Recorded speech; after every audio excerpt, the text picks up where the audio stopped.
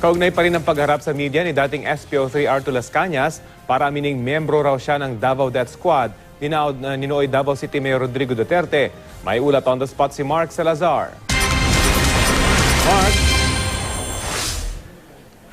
Rafi, tinawag niya itong public confession. At sa public confession na ito, Rafi, ay inamin ni retired SPO3 Arturo Las Cañas ang 6 na krimen na anya'y ginawa niya sa kanyang pagiging original na nagbuo nitong Davao Death Squad.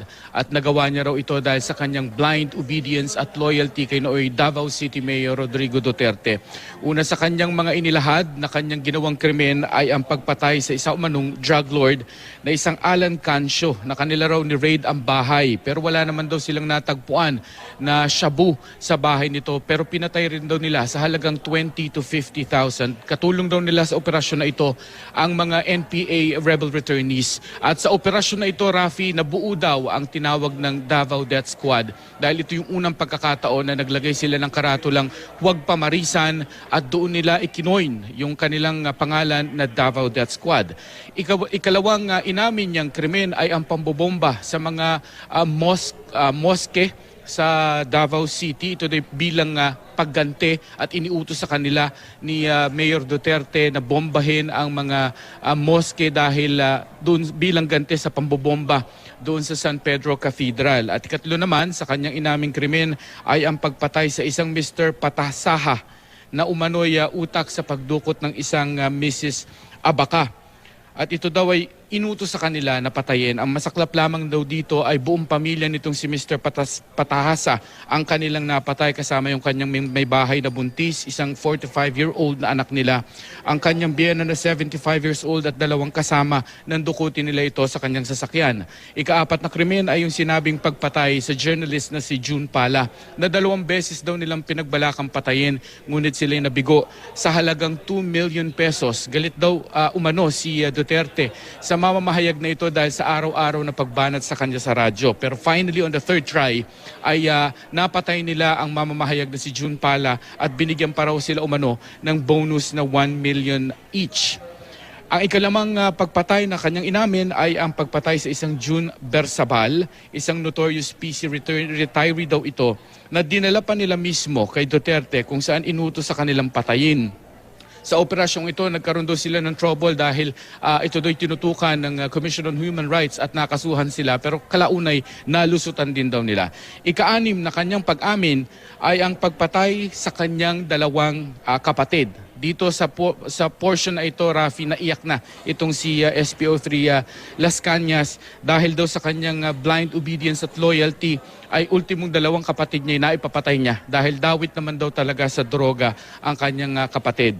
Sinamahan si Las Cañas sa kanyang public confession ng mga abogado mula sa Free Legal Assistance Group, sila Attorney Jose Manuel Jocno, Arno Sanidad, Alex Padilla, at ganun din si Senador Sani Trillanes na humarap din sa press conference. Sabi ni Attorney Sanidad, itong mga pahayag na ito ni Las Cañas ay maaaring magamit sa impeachment case kung magkakaroon ng impeachment case laban kay Pangulong Duterte, pero ito din nakasalalay pa rin sa kamay ng mga miyembro ng House of Representatives. Pakinggan natin ang parte na naging pahayag ni Las Cañas, Rafi. Na isa ako sa instrumento sa pagkapatay ng 2 kong kapatid, si Cecilio at si Fernando. Tanggap ko po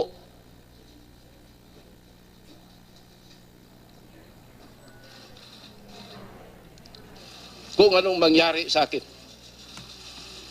Dahil po sa sobra kong loyalty sa kanyang campaign, nagawa ko po ito. Sarili kong 2 kapatid, pinapatay ko. Papatay man ako o papatayin ako, kontento na ako na nagawa ko ang promise ko sa Diyos. Magsagawa ng isang public confession. Itong pagharap na ito ni Las Cañas today, Rafi, ay pagbaligtad sa kanyang mga una na naging pahayag sapagkat matatandaan natin na nung unang humarap siya sa Senado bilang testigo ay pinabulaanan niya ang existence ng DDS at pinabulaanan niya rin yung mga unang sinabi ni Matobato na ngayon ay kanyang binabaligtad na at sinasabing original pa nga siya nagbuo ng DDS at totoo raw lahat ng sinabi ni Matobato. Rafi. Mark, we understand hindi na tumanggap ng mga katanungan itong bagong testigo, ano? Pero ano raw mangyayari pagkatapos itong kanyang public confession? Ano yung mga susunod na mangyayari lalo na sa kanyang testamento? Meron ba siyang affidavit patungkol dito, Mark? Si Rafi ba I'm sorry, Okay. Rafi, pero hindi kita marinig. Well, nagkakaproblema po tayo sa ating linya ng komunikasyon.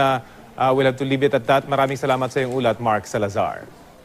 Iniharap sa media ng isang grupo ng mga abogado ang isang dating pulis na umaming miyembro ng Davao Death Squad. Ayon kay dating SPO3 Arthur Las Cañas, binigyan sila ng pera ng nooy Davao City Mayor Rodrigo Duterte para pumatay. Dati nang humarap sa Senado si Las Cañas, pero pinabulaanan niya noon ang sinabi ni Edgar Matobato na may DDS. Pero kumambyo siya kanina at isiniwalat na personal niyang nakaharap at nakausap si Duterte kaugnay ng mga plano nilang pagpatay. Kasama nga rin daw siya sa pagpaplano at mismong pagpatay sa dating broadcaster na si June Pala. Dagdag ni Las Cañas, sa unang pag-upo ni Duterte bilang mayor ng Davao City, nag-umpisa na raw sila ng pagpatay ng mga tao. Napaluha pa si Las Cañas ng isalaysay na sangkot din siya sa pagpatay sa kanyang dalawang kapatid na dawit daw sa iligal na droga. Ayon sa Free Legal Assistance Group of Flag, handang pirmahan at panumpaan ni Las Cañas ang kanyang salaysay. Nangangamba rin daw si Las Cañas sa kanyang kaligtasan ngayon daw na isiniwalat niya ang nalalaman tungkol sa Davao Death Squad.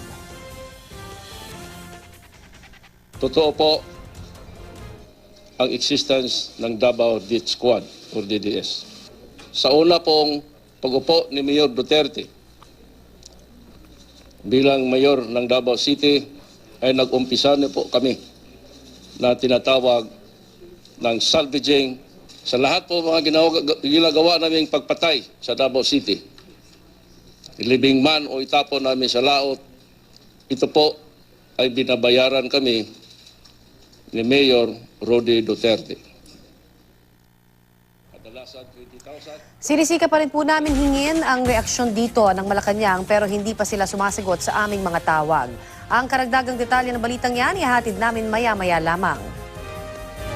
Kaugnay pa rin po ng mga pahayag ni SPO3 Arthur Las Cañas, makakapanayam po natin si Justice Secretary Vitaliano Aguirre II. Magandang tanghali po sa inyo, Secretary Aguirre. Si Connie Season po ito.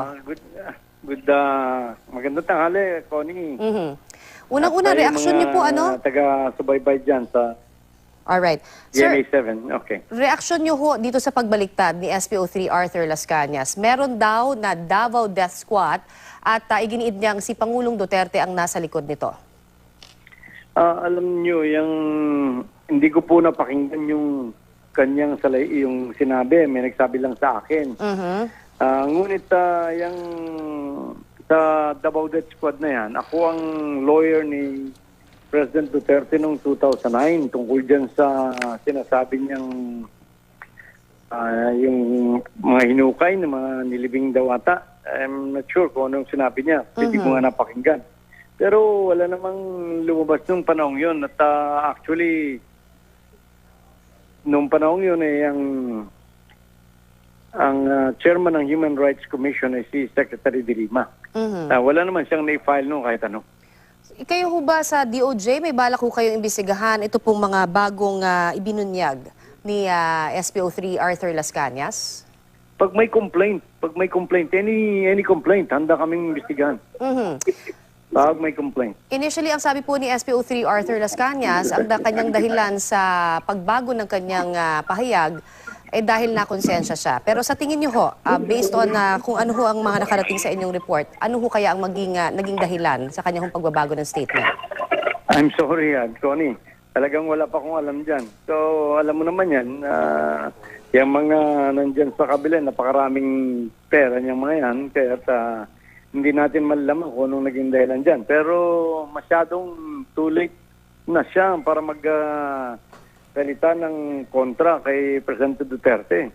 Dapat nung paman. Kaya't yung kanyang credibility will suffer. Meron na ho ba kayong pagkakataon na makapag-usap po sa Malacanang or patungkol po dito sa naging pahayag nito? Ngayong pong araw na ito? Wala po. At actually, nandito ako sa labas ngayon. Meron akong appointment.